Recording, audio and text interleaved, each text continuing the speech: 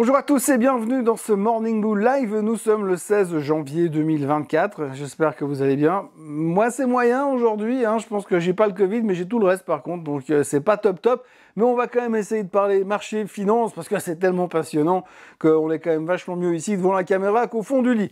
Hier, les Américains étaient donc fermés. Petite journée, évidemment, peu de volume. Et quand il y a peu de volume, qu'est-ce qu'on fait? On en profite pour secouer un petit peu les marchés européens. Et ça tombe bien parce qu'au cas où vous n'êtes pas au courant, il y a le WEF, le World Economic Forum à Davos. Encore un truc qui coûte une blinde et qui apporte rien du tout, mais peu importe. Et durant ce WEF, toutes les personnes qui comptent sont là-bas. Et donc, ça donne l'occasion d'avoir quelques interviews et quelques expressions bien senties. Ce qui fait que... surtout une, le marché n'a pas du tout aimé. C'est ce qui nous a coûté cette mauvaise journée, cette première mauvaise journée de la semaine.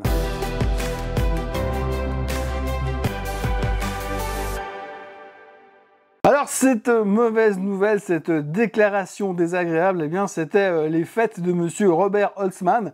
Alors comme ça vous dit peut-être rien, mais Robert Holzmann, c'est le patron de la Banque centrale autrichienne qui répondait plus ou moins à une question des gens de CNBC via Bloomberg, enfin bref, peu importe. Le gars, grosso modo, il a dit des choses qu'on n'a pas du tout aimé. Puisqu'il a dit « Je ne peux pas imaginer débattre déjà de baisse de taux.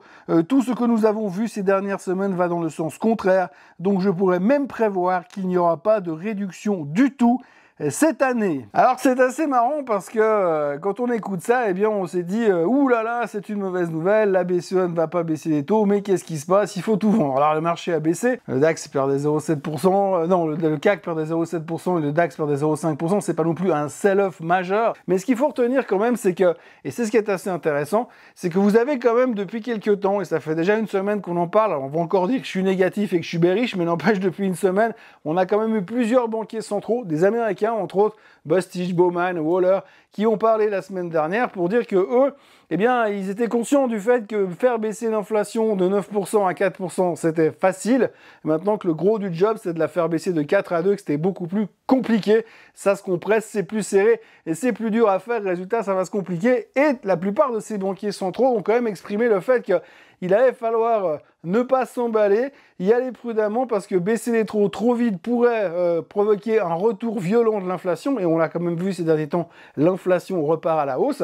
Et donc, ils étaient très prudents. Et donc, je rappelle encore une fois pour mémoire que si on se retient ce qu'on a entendu la semaine dernière, on pouvait entendre que la baisse des taux aux États-Unis, selon les membres de la Fed, aura lieu dans la seconde partie de l'année. Et on parle plutôt de 2, et les plus optimistes parlent de 3 baisses des taux en 2024. Sauf que nous, les experts en finance, qui avons donc tout compris depuis le mois d'octobre et qui avons parié sur cette remontée des marchés et donc sur cette baisse des taux inévitable au mois de mars, on reste convaincu qu'on va devoir baisser les taux. D'ailleurs, si vous regardez un petit peu les sondages, aujourd'hui, la majorité pense qu'il y aura entre 6 et 7 baisses de taux en 2024.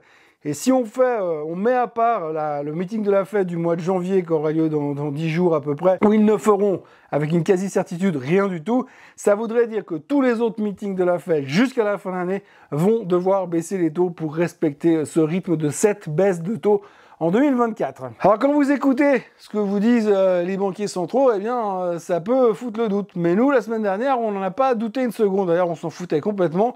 Inflation plus forte, on remonte. Déclaration hyper hawkish de la part des membres de la Fed. Rien à foutre, on continue à monter. Résultat, aujourd'hui, tout d'un coup, on a un membre de la BCE, d'accord, c'est pas la Fed, qui vient quand même nous dire attention les gars, moi je vois 0 baisse de taux en 2024 et c'est pas du tout ce qu'on a prévu. Et puis alors le gars il a carrément ouvert la boîte de Pandore parce qu'en déclarant ce genre de truc, derrière vous avez eu le chef économiste de la BCE qui est venu dire qu'un assouplissement trop précoce serait autodestructeur pour la Banque centrale. Et puis vous avez Joachim Nagel qui est le patron de la Bundesbank en Allemagne qui lui a déclaré que toute discussion pour envisager une baisse des taux était absolument prématuré. Donc vous avez d'un côté la finance qui est en train de se dire ouais c'est bon ils vont baisser les taux et de l'autre côté vous avez les banquiers centraux qui quand même sont ceux qui vont devoir baisser les taux qui disent bah non pas du tout, pas pour tout de suite en tout cas, on va d'abord se laisser le temps de voir comment l'économie se comporte ces prochains mois avant d'aller chercher une raison vraiment de se précipiter dans la baisse des taux, surtout qu'on voit quand même que l'inflation est en train de repartir On aura encore le CPI tout à l'heure en Allemagne. Vu ce qui est sorti ces derniers temps, ça devrait continuer dans cette direction. Et ça, c'est pas forcément très rassurant. Mais là encore, le marché n'en a cure. Parce que c'est vrai que vous voyez que le DAX qui perd 0,5% sur cette nouvelle, après avoir pris quasiment 12% depuis le 1er novembre, c'est pas non plus un sell-off. Hein. C'est pas qu'on remet en question nos stratégies. Non, on reste convaincu que les taux vont baisser et on reste bullish sur l'année. D'ailleurs, vous pouvez pas ouvrir un journal aujourd'hui sans tomber sur un analyste qui vous dit « Oui, mais cette année, ça va être génial, faut acheter, ça peut que monter. » C'est vrai que ça peut que monter, mais quand vous regardez un peu le price target moyen, on va dire c'est 5100 sur le S&P 500. Là, on est à 4008, 300 points de hausse sur 2024. Alors oui, ça va monter, mais enfin, 300 points de hausse, il n'y a pas de quoi se relever la nuit non plus. 300 points de hausse sur le S&P 500, c'est que dalle. C'est pas non plus une hausse stratosphérique. Hein. C'est pas non plus la bulle Internet de l'an 2000. Tiens, d'ailleurs, à propos de la bulle Internet de l'an 2000, il y a aussi un truc qui a été écrit hier qui était assez intéressant. Si vous regardez un peu le PI, les valorisations, hein, le Price Earning Ratio du marché américain, donc du S&P 500, aujourd'hui, il est 8 fois plus élevé que les titres européens. Et aujourd'hui, la valorisation globale des actions du S&P 500 est au plus haut de tous les temps. Elle est plus élevée que même pendant la bulle Internet de l'an 2000. Même à l'époque où on achetait n'importe quoi pour n'importe quelle raison, eh bien on n'était pas aussi haut en termes de valorisation. Et faites-moi confiance qu'à l'époque, il y avait des valorisations qui étaient bien débiles à soi, mais là, on n'y est pas encore. Donc vous avez de nouveau un emballement total, on est dans une euphorie totale, avec une logique qui peut poser question. Il y a un autre chiffre qu'on peut regarder, c'est le PEG. Alors le PEG, c'est le Price Earning avec la croissance des résultats à venir. C'est monsieur Peter Lynch qui regardait ça à l'époque. Quand vous avez un PEG en dessous de 1, c'est une opportunité d'achat fondamentale. En dessus de 1, c'est un peu trop cher. Au-dessus de 2, c'est complètement délirant. Quand vous regardez ce que valent les Magnificent Seven aujourd'hui, vous pouvez vous dire qu'on a de quoi se poser des questions. Donc, on est très cher, mais ça, on ne veut pas l'entendre, parce que nous, ce qui nous intéresse vraiment, c'est la baisse des taux. Et les banquiers centraux nous disent que la baisse des taux, on risque de pouvoir se la mettre derrière les oreilles pour rester poli. Et puis nous, on continue à dire non, non, mais on va baisser les taux. Donc on a cette espèce de conviction qui frise l'obsession, voire l'euphorie. Alors je veux pas être négatif, hein, parce que moi je veux bien que ça monte sans arrêt, mais ce qui est assez intéressant, c'est quand vous écoutez tous ces gens qui vous disent que ça va continuer à monter encore, et puis qu'on va aller facilement à 5100, allez, les plus optimistes parlent de 5400 sur le S&P 500 à la fin de 2024, et que le Bitcoin va à 100 000, ben quand je vois tout ça, je me dis oui, mais par contre, personne ne parle de ce qui ne va pas. Du fait que les gens, certains Américains doivent bosser deux boulots, que l'endettement est au plus haut de tous les temps, que ce soit le gouvernement ou que ce soit les privés, que la crise de l'immobilier commercial nous pend au nez. Tout ça, on s'en fout, c'est absolument pas une préoccupation. Toute la crise qui est en train de se développer dans la région de la mer Rouge, avec le canal de Suez qui est à moitié fermé à cause des rebelles Houthis, le fait que le canal de Panama ne fonctionne pas très bien parce qu'il n'y a plus assez d'eau à cause de la sécheresse. Bref, toutes ces tensions qui peuvent potentiellement faire beaucoup de mal au pétrole et à l'énergie globale, et qui peuvent simplement monter le coût des biens de consommation, tout ça, on ne parle pas. La seule chose qu'on parle, c'est oui, on va baisser les taux parce que de toute façon, l'inflation est sous contrôle. Il n'y a plus que ça. C'est le motto. On est dans cette forme d'euphorie qui nous dit, bah voilà, c'est bon, il n'y a plus que ça. Alors l'euphorie, c'est bien. D'ailleurs, c'est le truc le plus passionnant dans la finance, parce que l'euphorie, on sait plus ou moins quand ça commence.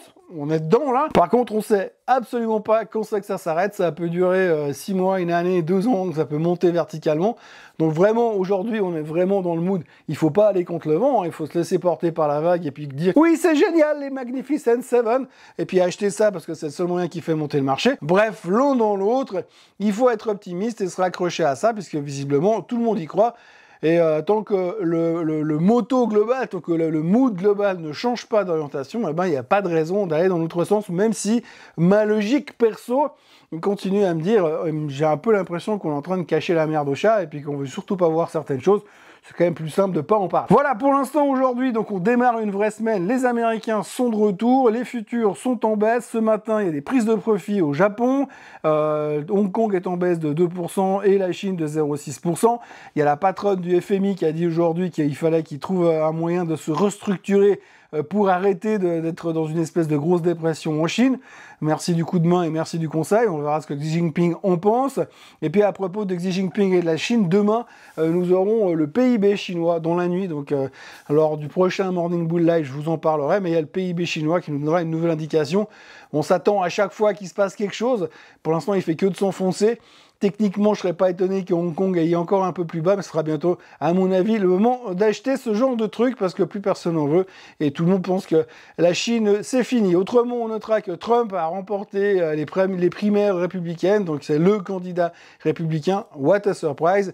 Et puis, vu l'état de Biden actuel et puis vu comment tout le monde le déteste, a priori, on voit déjà qui pourrait potentiellement devenir le nouveau président dans l'hypothèse où il n'est pas en tôle entre deux. Voilà ce que l'on pouvait dire aujourd'hui. Le marché est optimiste, les banquiers centraux un peu moins. Il va falloir composer avec. D'ici là, je vous recommande de vous abonner à la chaîne Swissquote en français, de liker cette vidéo, de la partager et de revenir me retrouver demain matin pour un nouveau Morning Bull Live, pour autant que je n'ai pas perdu ma voix entre deux. Bonne journée à tous. Bye bye.